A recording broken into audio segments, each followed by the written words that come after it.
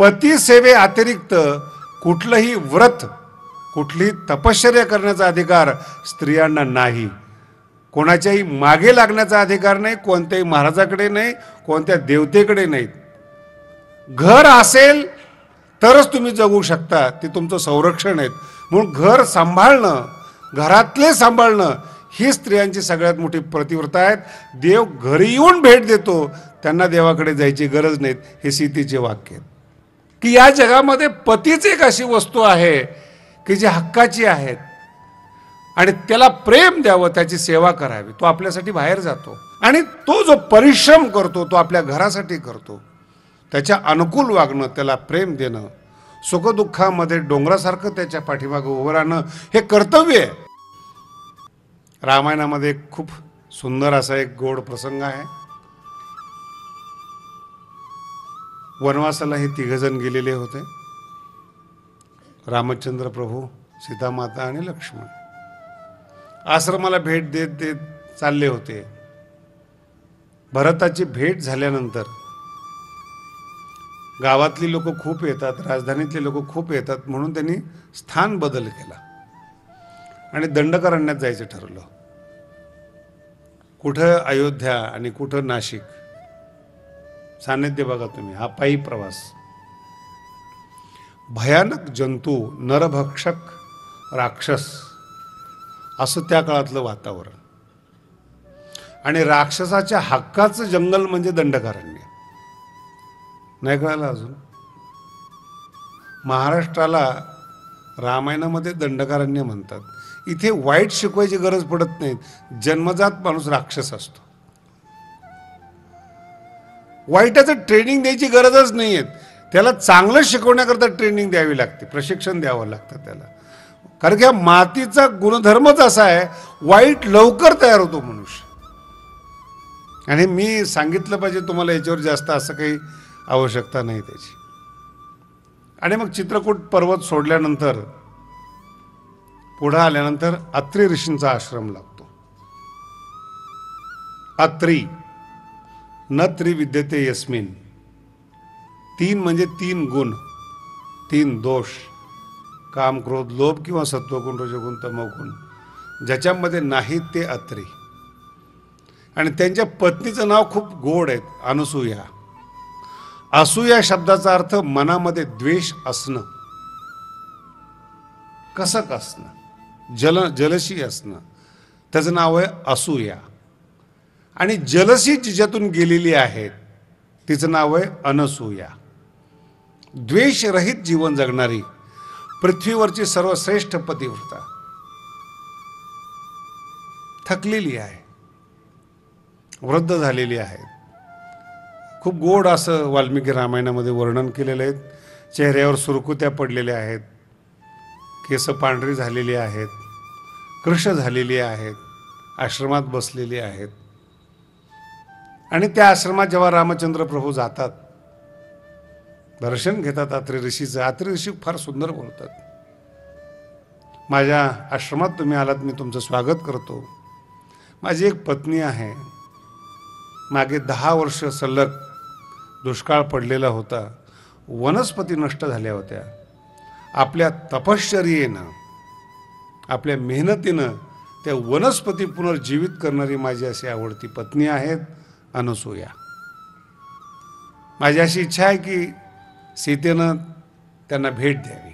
किती शब्द आहेत बघा ना, मुलीसारखी सीता, पण ही बोलण्यातली इथे प्रेम आहे, इथे आनंद आहे. आरतुर बोलण्यामध्ये, एकमेकाला खाली लेखण्यामध्ये आनंद नसतो. माझी इच्छा आहे की सीतेनं अनसूयेला जाऊन भेट द्यावी. सीता पाया पडते, रामचंद्र प्रभू आज्ञा करतात. अनुसूयाच्या भेटीत, जी अनुसया, ज्ञानोबारायांनी एका शब्दात वर्णन केलेले आहेत, पतिव्रते आले वार्धक्य जैसे. गोड जीवन, भक्ती पिकली ना मग गोडवा तयार होतो. पिकली पाहिजे भक्ती, मग गोडवा तयार होतो. वैराग्य पिकलं की मग सुगंध येतो. ज्ञान पिकलं की मग शब्द गोड वाटतात.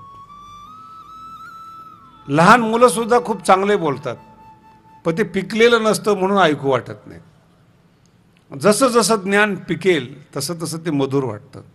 तपश्चर्या पिकलेली म्हणजे अनुसया, पतिव्रता. जाऊन सीता नमस्कार करते आणि सीतेकडे पाहिल्यानंतर अनुसयाला फार आनंद होतो. बस बस बस, बरं झालं तू आलीस. उपासना कशाला म्हणतात. बसवलं शेजारी. अनुसया बोलायला लागली, सीते फार चांगलं केलंस तू, तू फार भाग्यवान आहेस, सौभाग्यवान आहेस तू. पतीकडे काही नाही आहेत, पती वनवासाला निघालेला आहे.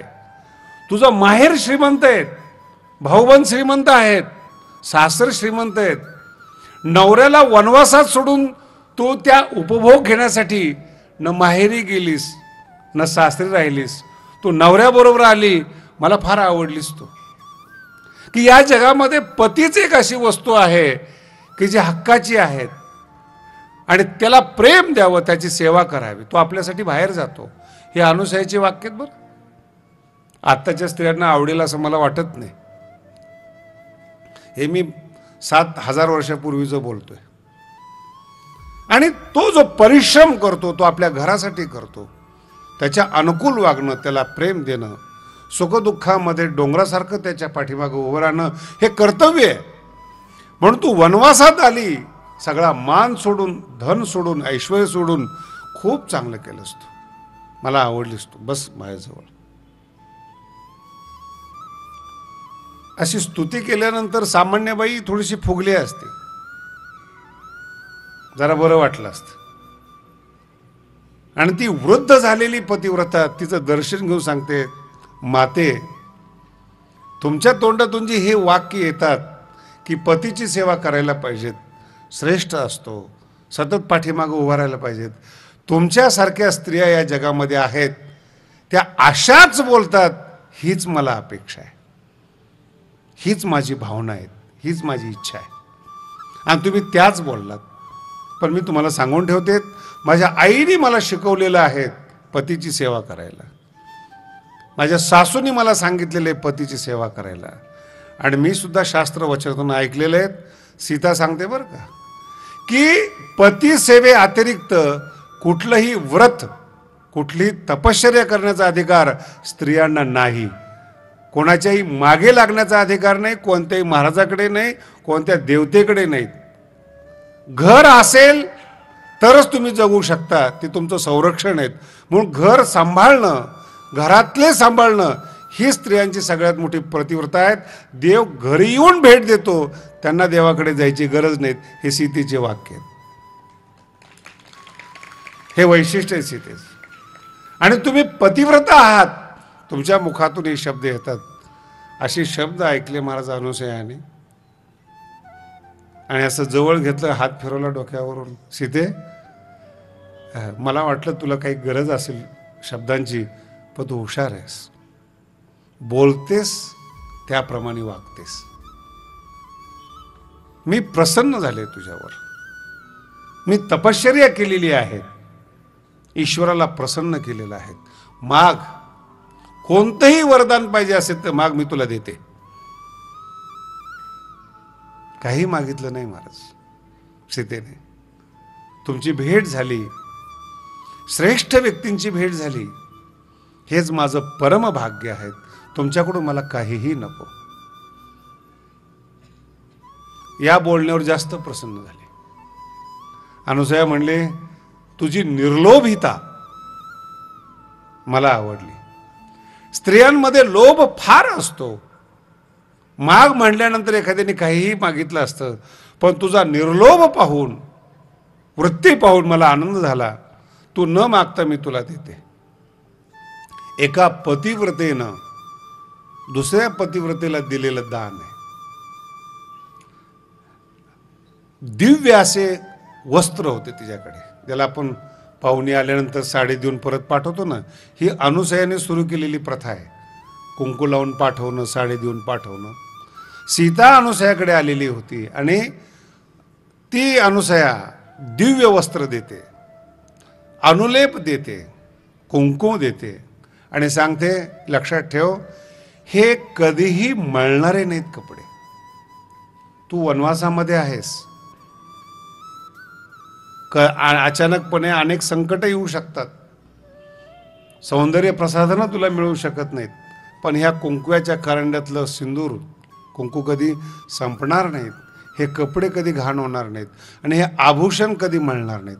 जोपर्यंत तुझं मन चांगलं आहे तोपर्यंत ह्या कपड्यावर, ह्या वस्त्रावर कुठलाही दाग लागणार नाहीत. हे माझ्यातर्फे मी तुला देते. आणि आपल्याला आठवत असेल, ज्यावेळेस सीतेचं अपहरण होतं, रस्त्यात जे आभूषण टाकले जातात ते अनुसयाने दिलेले आभूषण आहेत. कारण की वनवासात निघत असताना सगळे आभूषण ठेवून वल्कल धारण करून रामचंद्र प्रभू आणि सीता निघालेले आहेत. तर शंका निर्माण होऊ शकते की आभूषण आले कुठून.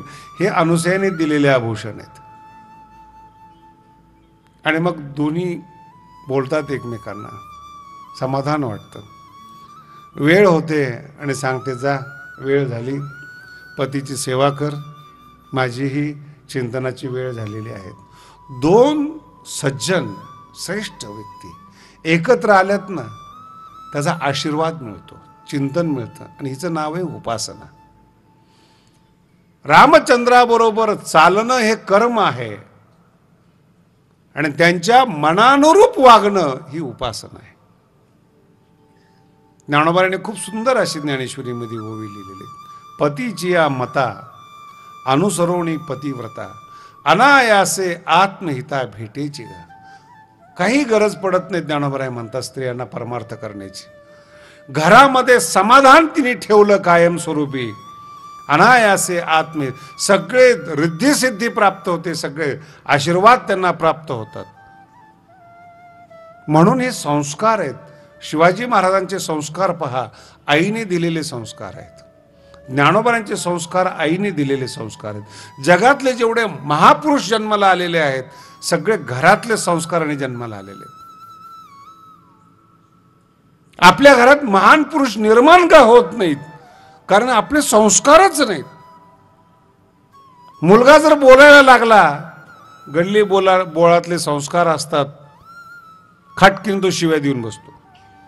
आणि मुलांनी शिवी दिली की आईचं हृदय भरून येतं, माझा मुलगा बोलायला लागला. शिवी दिली आणि आईला बरं वाटलं, उद्या 2 शिव्या देतो,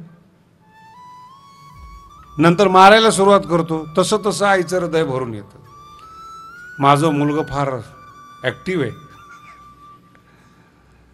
आणि काही दिवसांनी आई बापालाच मारतं, तेव्हा अशी माणसं आमच्याकडे येतात, पोरगं फार बिघडलं. म्हणजे कोणी बिघडवलं बाई? मांडीवर आल्यापासून तुमच्या सानिध्यामध्ये आहे, तुमचे बिघडलेले संस्कार आहेत, म्हणून तुमची पिढी तुम्ही बिघडवली. साधू संतापासून लांब ठेवलं, संस्कारी लोकांपासून लांब ठेवलं, मोठ्या माणसापासून लांब ठेवलं. सतत निंदा त्या घरामध्ये. कसला देव, कसला धर्म, कसले संत. आणि त्या मुलामध्ये ते संस्कार बसत गेले. तो हळूहळू दारुड्या होत गेला, व्यसनी होत गेला, घराला आग लावणारा तयार झाला. तो राजघराण्यातले संस्कार, श्रीमंताचे संस्कार अभ्यास करून, मग ही उपासना आहे घरातली.